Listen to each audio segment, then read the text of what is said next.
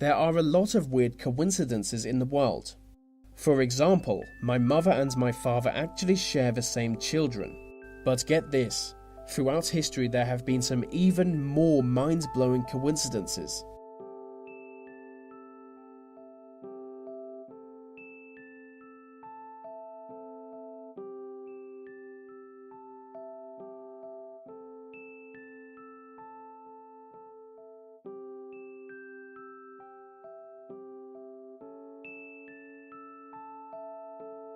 There is a massive coincidence that relates to the political leadership of Russia.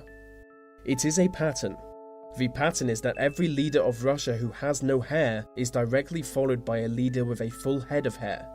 The next leader after that is bald, and the pattern continues. This is 100% true, and there is a long-standing joke in Russia that a candidate may only be elected if they fit the pattern. The coincidence began with Tsar Nicholas I, who was bald, even though he did sport a mighty comb-over. He was followed by hairy fellow Alexander II, then baldy Alexander III, who was succeeded by hairy monster Nicholas II. Moving forward, Vladimir Lenin had no hair, and he was followed by the multi-haired Joseph Stalin. Bald Gorbachev, to hairy Yeltsin, to bald Putin, to this guy, to bald Putin again. Will the cycle ever be broken?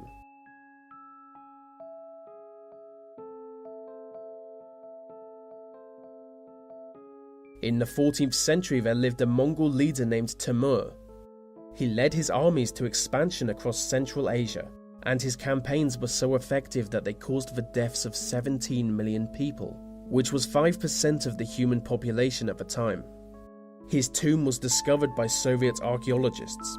When they entered his tomb, they found an inscription that read, "Whoever opens my tomb shall unleash an invader more terrible than I."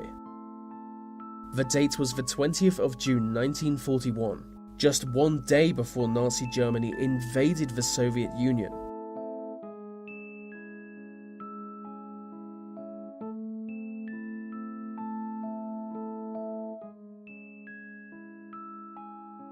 Émile Deschamps was a 19th century French poet. When he was a young boy, he met a Mr. M. de Fortescue. Fortescue had just returned from England, where he had enjoyed eating plum pudding. This was when plum pudding wasn't produced, sold, or imported into France. He told Deschamps that he must try it before he dies. 10 years passed before Deschamps found a restaurant selling plum pudding. The last slice of pudding had just been bought by a man sitting at a table. Deschamps approached the man to ask if he may have some of it. To his shock, the man turned out to be M. de Fortescue. A few years later, Deschamps was a guest at a dinner party. At the party, plum pudding was served, and by pure coincidence, one of the other guests was Mr. Fortescue.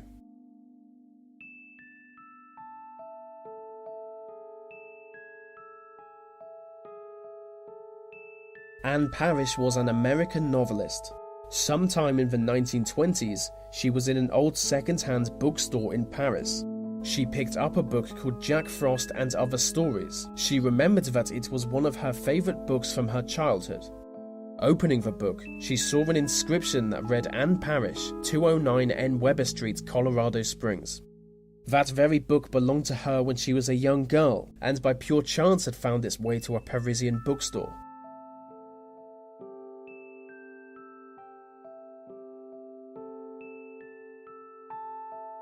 One of the most interesting coincidences of all time involves the sinking of 3 ships along the coast of Wales.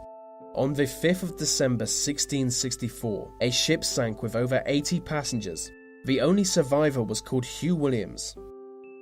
In 1785, a different ship sank in the same area, on the same day. The only survivor was called Hugh Williams. 2 different survivors with the same name, in the very same waters, on the very same day, 121 years apart.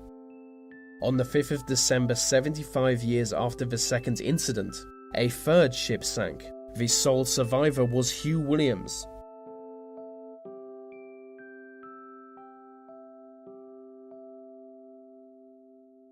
Barbara Forrest was born in 1954. Mary Ashford was born in 1797. Both women were brutally murdered. And even though the killings took place 157 years apart, there are some startling parallels between the two.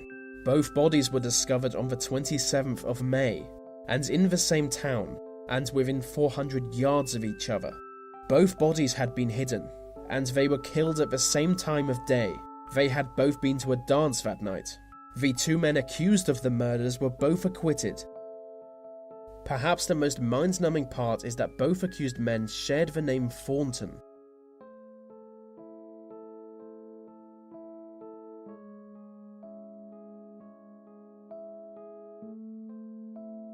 Thomas Jefferson and John Adams were both founding fathers of the United States. Together, the two men created the Declaration of Independence, a document that was approved on July 4, 1776.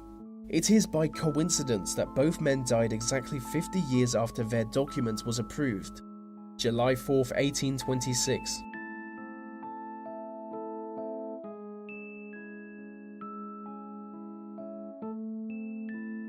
The Scottish play. That is the name used to refer to the play Macbeth. To use the name Macbeth is considered bad luck, as many people believe it to be cursed. The superstition comes from a coincidence. A lot of people have died during productions of the play.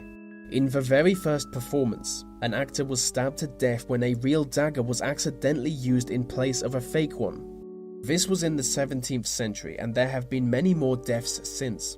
Most who died were playing the part of Lady Macbeth. One of the most famous accidents was when an actress fell off the 15-foot-high stage. During a production in 1937, the tip of one of the swords used broke off and hit a man in the audience, killing him. In 1942, 3 actors died during the play, and the costume designer commits suicide immediately after. There are a lot more Macbeth deaths, many of which far too gruesome for me to describe.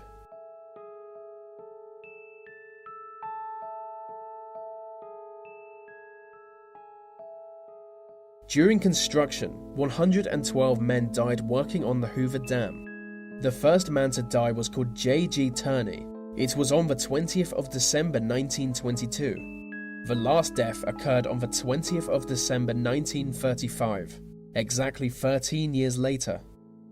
The man was called Patrick Turney, and it was his father who died 13 years before.